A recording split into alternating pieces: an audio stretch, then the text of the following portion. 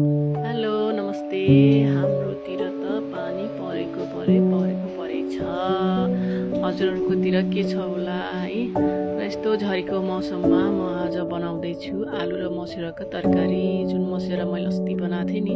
हजुरहरुले मैले भिडियो पनि राखेको छु, हजुरले हेर्न सक्नुहुन्छ। र हेर्नुस् म यो मस्यौरालाई चाहिँ हल्का ब्राउन गरी फ्राई गर्छु। फ्राई गरिसकेपछि